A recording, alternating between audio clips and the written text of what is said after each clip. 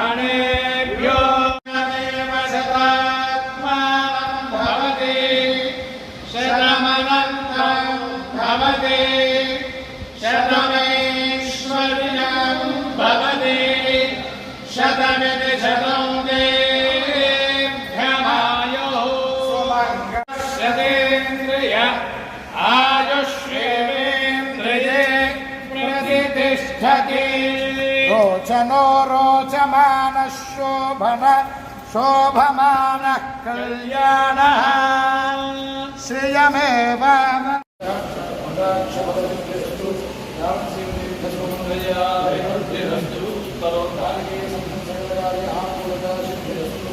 విశాఖపట్నంలోని అల్లూరి విజ్ఞాన కేంద్రంలో యాక్మి ప్రతాప్ ఆధ్వర్యంలో హిందీ మ్యూజికల్ ఈవెంట్ ఘనంగా జరిగింది. ఈ కళా కార్యక్రమానికి ముఖ్య అతిథిగా భీమిలి ఎమ్మెల్యే గంటా శ్రీనివాసరావు హాజరయ్యారు. కార్యక్రమంలో Miss Vizag 2025 doctor Sujana VIMS director Rambabu ఇతర ప్రముఖులు పాల్గొన్నారు. సంగీత ప్రదర్శనలతో పాటు నృత్యములు, సాంస్కృతిక అంశాలు ప్రేక్షకులను అలరించాయి. స్థానిక యువత, సంగీత అభిమానులు భాగస్వామ్యంగా ఈ కార్యక్రమంలో పాల్గొని ఉత్సాహభరిత వాతావరణాన్ని సృష్టించారు.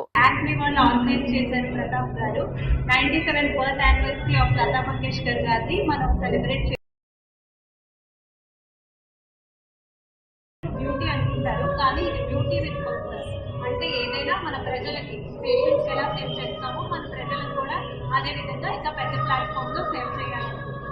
So it is not only about fashion, it is about beauty with purpose, empowering our nation. Right. ప్రధానంగా మన ప్రతాప్, మాకు ప్రతాప్ అంటే యాక్మి ప్రతాప్ అని మేము తెలుసుకుంటాం.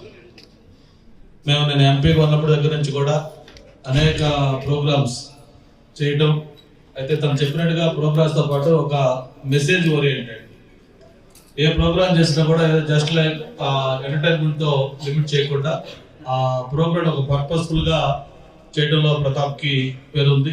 ఈరోజు కూడా ఇప్పుడే రాంబాబు గారు చెప్తా ఉన్నారు. ఇక్కడ రాంబాబు గారు ఏంటి మీకు ఇంట్రెస్ట్ అంటే, నాకు ఇంట్రెస్ట్ కంటే ఈరోజు డొనేట్ ఆర్గర్ అనే కాన్సెప్ట్ తీసుకున్నారండి, దానికోసం నేను వచ్చానని చెప్పారు. ఈరోజు ఇది నీడ్ ఆఫ్ ద అవర్, అది డొనేట్ ఆర్గర్ అనేది. ఎందుకంటే మనిషి చనిపోయిన తర్వాత కూడా కొంతమందికి లైఫ్ ఇచ్చే అవకాశం దీనివల్ల ఉంటుంది. నేను రోజు ఫ్లైట్లో ట్రావెల్ చేస్తున్నప్పుడు నాకు పైలట్ అనౌన్స్మెంట్ వచ్చింది, ఇట్లా ఫ్లైట్లో ఒక ఆర్గాన్ ఇదవుతా ఉంది, అందుకోసం అందరూ కూడా కొంచెం కోఆపరేట్ చేయడం చెప్పినప్పుడు ఒక రకమైన ఈ ఫీల్ అయ్యాం అందరం కూడా. అంటే ఒక ఆర్గాన్ ఒకటి వెళ్తుందంటే అది ఎక్కడో ఇంకొక మనిషికి లైఫ్ ఇస్తా ఉంది. ఒక కళ్ళు కావచ్చు, హార్ట్ కావచ్చు.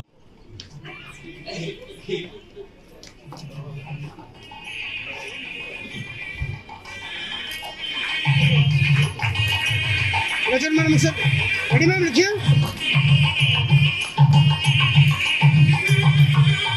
Thank you.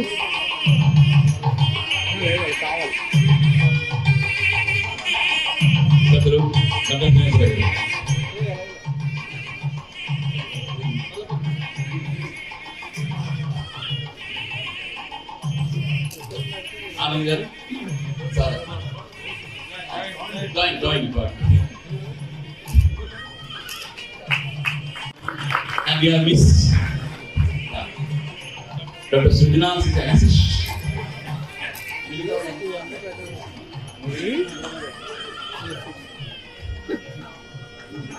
Thank you.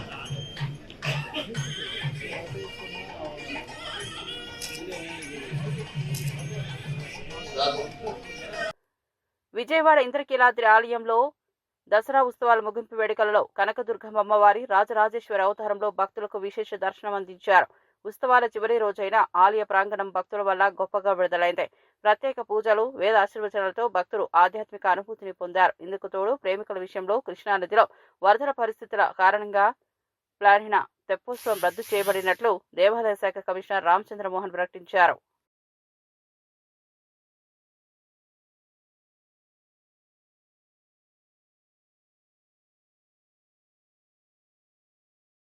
దర్శనానికి వచ్చేవారు ఘాట్ రోడ్ మార్గాన వచ్చి కనకదుర్గా నగర్ మార్గాన దిగవలసిందిగా తెలియజేస్తున్నాము.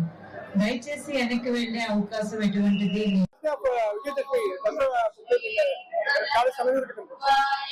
Every year, Dasara Navaratri Utsavams will be performed in a grand and traditional manner in Indrakeladri Ammavari Temple, Vijayawada, Andhra Pradesh.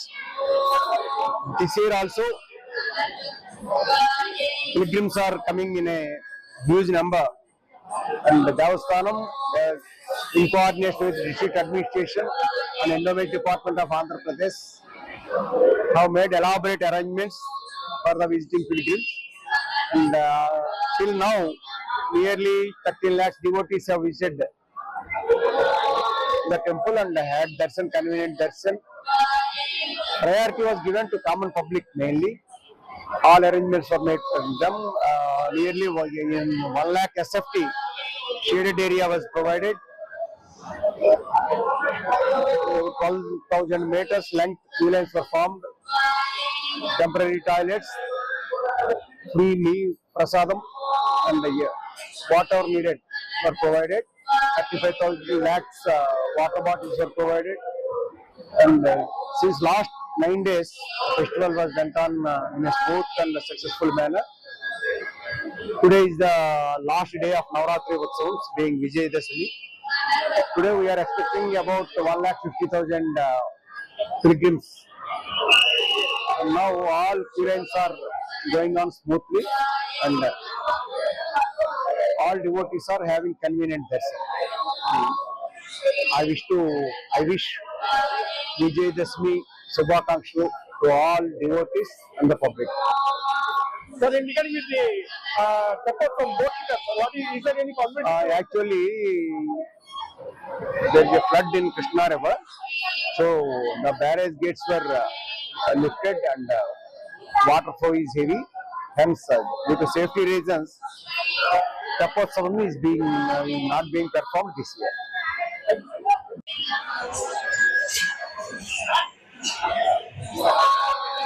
TTD విడుదల చేసిన సందేశంలో విజయదశమి బ్రహ్మోత్సవాలు విజయవంతంగా పూర్తయ్యాయని తెలిపారు. ఉత్సవాల నిర్వాహకులు, వాలంటీర్లు, పోలీస్ శాఖ, విజిలెన్స్ బృందాలు, ఎన్డీఆర్ఎఫ్ తదితరులు భద్రత సేవలు అద్భుతంగా రాణించారని అధికారి సూచించారు. భక్తుల సౌకర్యాలపై ప్రత్యేక ఆసక్తి చూపి ఎటువంటి ఇబ్బంది లేకుండా నిర్వహించామని టీటీడీ ప్రకటించింది. ఇకపోతే ఈ శ్రీవారి బ్రహ్మోత్సవాలు ఏదైతే జరిగాయో దాని గురించి ఒక చిన్న బ్రీఫ్ చెప్తాను మీకు. ఈ నెల అంటే గత నెల 24 నుంచి ఈ రోజు వరకు జరిగినటువంటి బ్రహ్మోత్సవాల్లో ఈ అర్చక స్వాములు అయితేనేమి, అధికారులు, టీటీడీ ఉద్యోగులు, జిల్లా యంత్రాంగం, పోలీస్ యంత్రాంగం, శ్రీవారి సేవకులు, మీడియా వారికి, భక్తులకి ఈ సందర్భంగా కృతజ్ఞతలు తెలియజేసుకుంటున్నాను. గౌరవ ముఖ్యమంత్రులు శ్రీ నారా చంద్రబాబు నాయుడు గారి బ్రహ్మోత్సవాల్లో మొట్టమొదటి రోజున అంటే 24వ తారీఖు నాడు వారు రావటం, ఈ శ్రీవారికి పట్టు వస్త్రాలు సమర్పించడం కూడా జరిగింది. ఆ సందర్భంగా 2026 సంవత్సరానికి సంబంధించినటువంటి క్యాలెండర్లు అయితే ఏముంది, డైరీలు కూడా వారి స్వహస్తాలతో ఇనాగ్రేట్ చేయటం జరిగింది.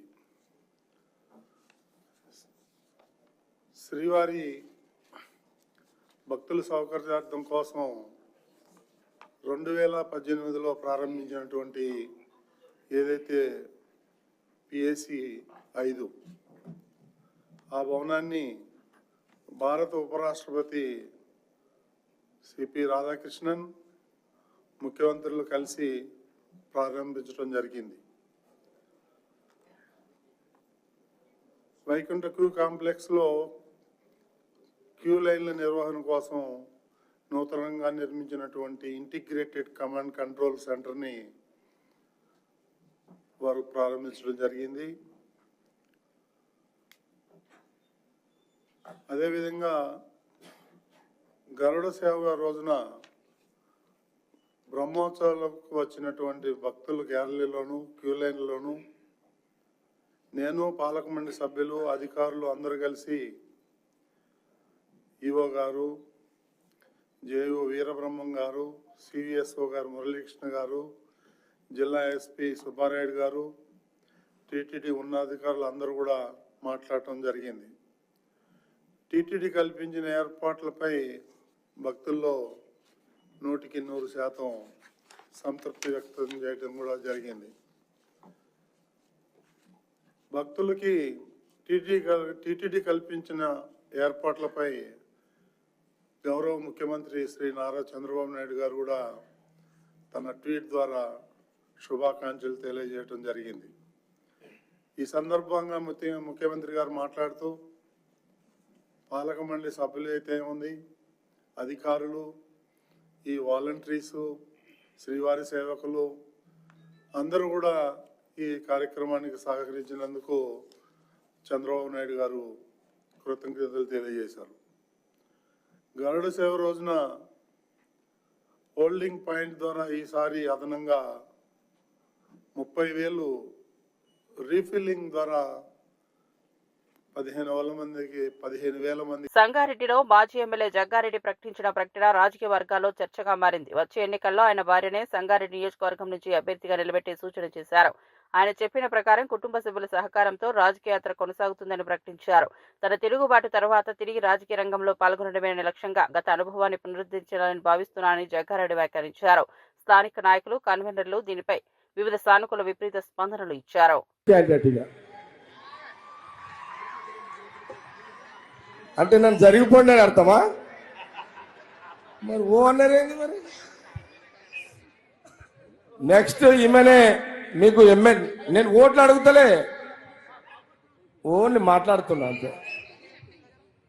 నెక్స్ట్ ఈమెనే వచ్చే ఎలక్షన్లకు ఈమెనే ఎమ్మెల్యే. నేను బ్యాక్గ్రౌండ్ మొత్తం పండుగలు చేస్తా, అన్ని చేస్తా.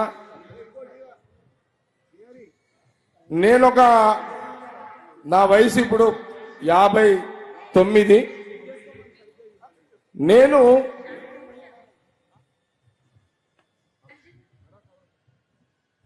పదేళ్ల తర్వాత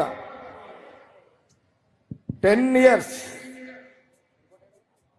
మీరందరూ 3 సార్లు నన్ను ఎమ్మెల్యేగా గెలిపించారు. నాకు శక్తి కొలది నేను చేసి పెట్టిన, ఎంత చేయాలో అంత చేసేసిన. మీ అందరికి తెలుసు.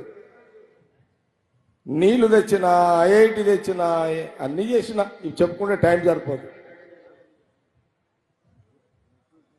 ఆ రోజు రాజశేఖర రెడ్డి గారి నుంచి మొదలుకుంటే రోషయ్య గారు, కిరణ్ కుమార్ రెడ్డి గారు, ఈరోజు కాంగ్రెస్ గవర్నమెంట్ ముఖ్యమంత్రి రేవంత్ రెడ్డి గారితో చేసి పెడతా. నేను ఒక 10 ఏళ్ల తర్వాత మళ్ళీ పోటీ చేస్తా, ఇప్పుడే పోటీ చేయక. మీకు క్లారిటీ ఇచ్చేస్తున్నా మీ అందరికీ. ఇంకా 10 సంవత్సరాలకు నేను సంగారెడ్డి నియోజకవర్గం నుంచి ఎమ్మెల్యేగా పోటీ చేస్తా.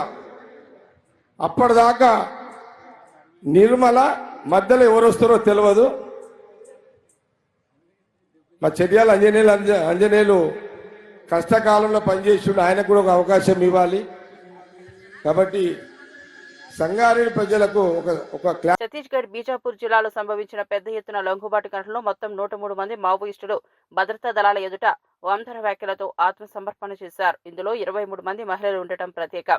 అధికారులు తెలిపిన వివరాల ప్రకారం 49 మందిపై పెద్ద రివార్డు ప్రకటించినట్లు వెల్లడించారు. ప్రభుత్వం పునరావాస సామాజిక సమీకరణ విధానంతో ఒక్కొక్కరు 50,000 నగదు సహాయంగా అందించి పునర్నిర్మాణ కార్యక్రమాలను ప్రారంభించింది.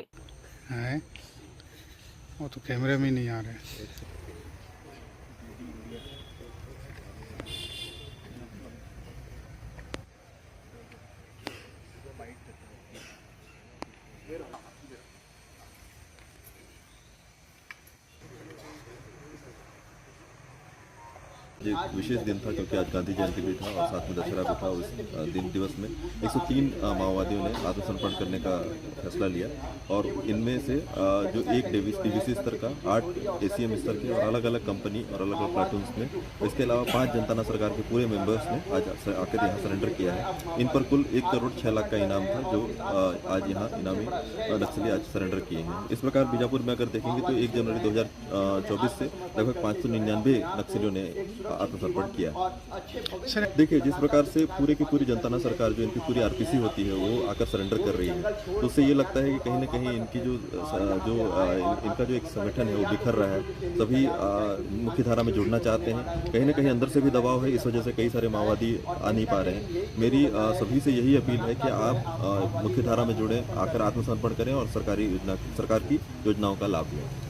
కొండారెడ్డిపల్లి గ్రామంలో జరుగుతున్న దసరా వేడుకలకు ముఖ్య అతిథిగా రాష్ట్ర ముఖ్యమంత్రి రేవంత్ రెడ్డి హాజరు కానున్నట్లు స్థానికంగా భారీ ఏర్పాట్లు జరుగుతున్నాయి. కేంద్రంలో భక్తులకు, రాజకీయ నాయకులకు అందుబాటులో ఉండేందుకు ప్రత్యేక బందోబస్తులు, సాంస్కృతిక కార్యక్రమాల ఏర్పాట్లు పూర్తి చేశారు. స్థానికులు, కాంగ్రెస్ కార్యకర్తలు పెద్ద ఎత్తున తరలివచ్చి పండుగ వాతావరణాన్ని సంగీత, నృత్యాలతో నింపే అవకాశాన్ని తీసుకొస్తున్నారు.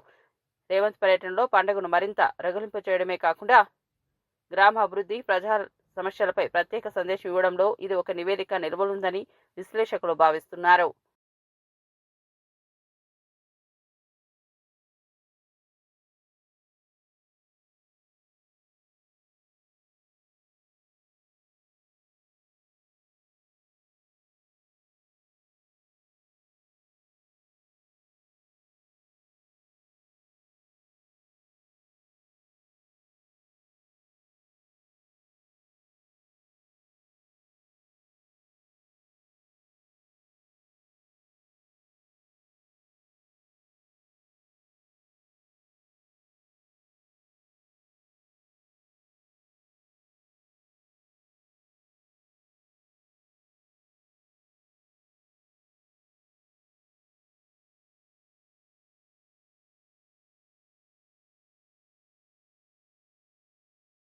తిరుమల శ్రీవారి సాలకట్ల ఉత్సవాలు సెప్టెంబర్ 24 నుంచి అక్టోబర్ 2 వరకు ఘనంగా నిర్వహించారు. TTD EO Anil Kumar Singhal media సమావేశంలో బ్రహ్మోత్సవాల విజయాన్ని ప్రకటించారు. వాహన సేవల్లో లక్షలాది మంది భక్తులు పాల్గొని పండుగను ప్రాంతంగా తీర్చిదిద్దారని తెలిపారు. 28 రాష్ట్రాల నుంచి వచ్చిన కళాకారులు ప్రత్యేక ప్రదర్శనలు ఇచ్చి వాహన సేవలను అందంగా తీర్చిదిద్దారు. శాస్త్రోక్త విధానాల్లో చక్ర స్నానం మరియు ఇతర సాంప్రదాయాలను నిర్వహించి భక్తులకు ఆధ్యాత్మిక అనుభవాన్ని అందించామని వివరించారు. తిరుమల పవిత్రతని కాపాడుకుంటూ వైభవంగా నిర్వహించాలని దిశానిర్దేశం చేయడం జరిగింది. దానికి అనుగుణంగానే టీటీడీ బోర్డు అవసరమైనటువంటి నిర్ణయాలు ఇవన్నీ కూడా తీసుకున్నారు. ఆ నిర్ణయాల మేరకు అధికార యంత్రాంగం అందరూ కూడా దాదాపు గత 3 నెలల నుంచి ఇంజనీరింగ్ వర్క్స్ ఇవన్నీ కూడా పూర్తి చేసుకోవడం, బ్రహ్మాండంగా విద్యుత్ దీపాలంకరణలు, పుష్పాలంకరణలు ఇవన్నీ కూడా ఏర్పాటు చేసుకోవడం,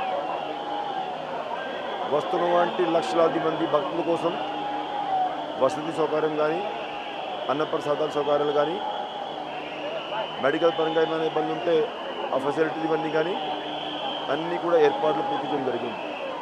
మరి ముఖ్యంగా జిల్లా అధికారి యంత్రాంగంతో కోఆర్డినేషన్లో పకడ్బందీ సెక్యూరిటీ బందోబస్తు ఇవన్నీ కూడా ఏర్పాటు చేసుకున్నాం. వస్తున్నటువంటి భక్తులకి ఎక్కడా కూడా రవాణా సౌకర్యాలు కానీ పార్కింగ్లో ఉన్నటువంటి పార్కింగ్ ప్లేసెస్ అన్నీ కూడా ఏర్పాటు పూర్తి చేసుకోవడము, పార్కింగ్ కాకుండా కింద తిరుపతిలో అదనపు పార్కింగ్ ఏర్పాటు చేసుకొని వెహికల్ మూవ్మెంట్లు కూడా ఎటువంటి ఇబ్బంది లేకుండా ఏర్పాటు చేసుకోవడం జరిగింది. వస్తున్నటువంటి భక్తులు మరీ ముఖ్యంగా గరుడ సేవ నాడు ఉదయం నుండి సాయంత్రం వరకు లక్షలాది మంది భక్తులు తిరుమలలో ఉండి స్వామివారి వాహన సేవ కల్పించే కార్యక్రమం చేశారు. మూలవాళ్ళ దర్శనం కూడా చేసుకోవడం జరిగింది.